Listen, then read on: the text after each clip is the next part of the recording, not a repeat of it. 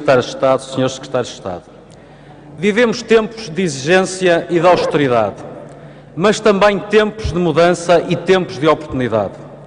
Do passado retemos a lição do erro e herdamos a responsabilidade de enfrentar os encargos gerados.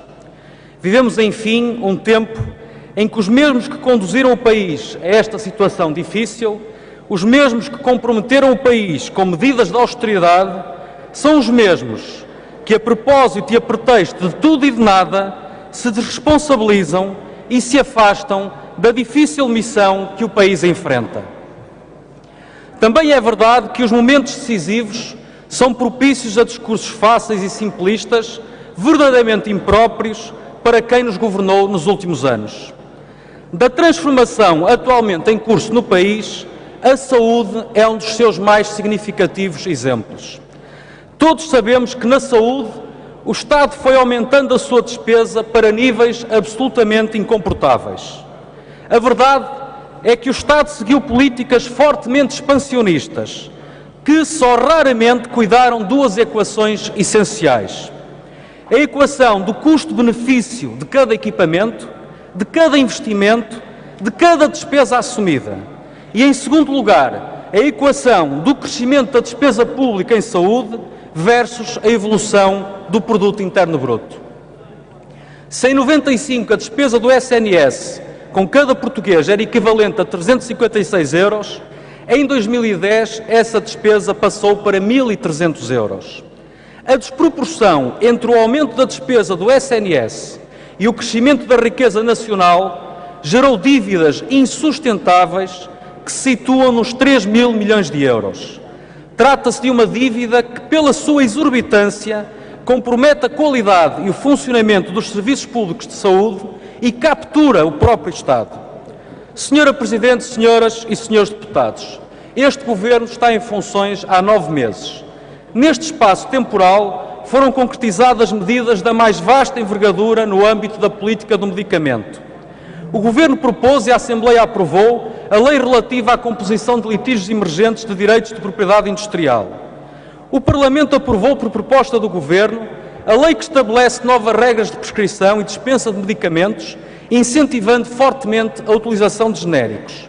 Neste período, foi promovida uma significativa redução do preço dos medicamentos através da alteração dos países de referência para efeitos de fixação do preço.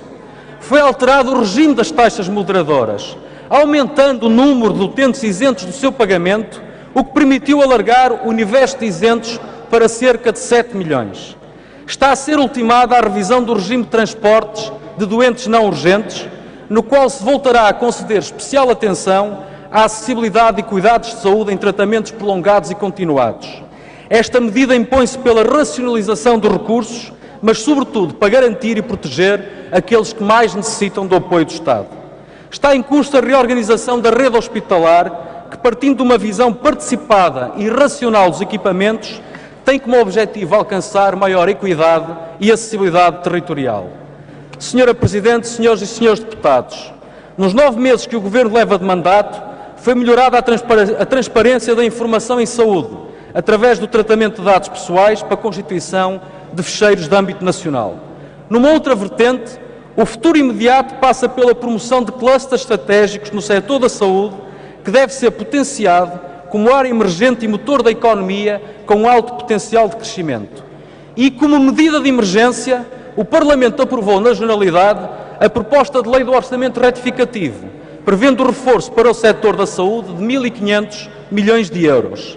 Estes 1.500 milhões de euros contribuirão de forma decisiva para o pagamento extraordinário da dívida acumulada do Serviço Nacional de Saúde. Mas se o montante é expressivo, relevante é o facto de o Estado voltar a ser pessoa de bem, merecendo a confiança dos agentes económicos, para os quais é indispensável a existência de uma administração pública, honesta e credível.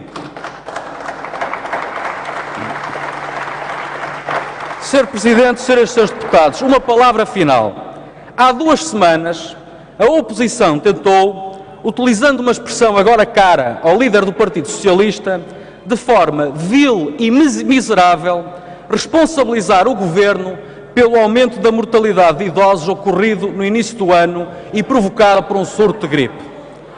Os títulos oscilavam, e citando, oscilavam entre PS acusa governo de provocar a morte de pessoas com idade avançada e PCP acusa governo de ser responsável pela morte antecipada de idosos, dando lastro com estas declarações a um aproveitamento político impróprio e inaceitável. E, se na altura de nada serviram os esclarecimentos da Direção-Geral de Saúde e do Instituto Nacional Dr. Ricardo Jorge, ficou-se a conhecer um estudo do Centro Europeu para a Prevenção e Controlo das Doenças, segundo o qual o aumento do número de óbitos de idosos no inverno se verificou não apenas em Portugal, mas em 11 dos 14 países que forneceram dados para a realização do referido estudo. E é assim, senhoras e senhores deputados, que a decisiva escolha que nos cabe a todos é a de lutar por Portugal, unindo esforços e convergindo vontades, ou se, pelo contrário, a oposição se basta a aproveitar todas as contrariedades, todas as notícias, toda a espuma dos dias, para explorar um descontentamento, para cavalgar uma qualquer realidade infausta a benefício das suas agendas oportunistas. Nós estaremos sempre na linha da frente e temos a convicção de que, com talento, com tenacidade, com a perseverança dos portugueses, conseguiremos ultrapassar as dificuldades do presente em nome de um futuro próspero e equilibrado. Disse.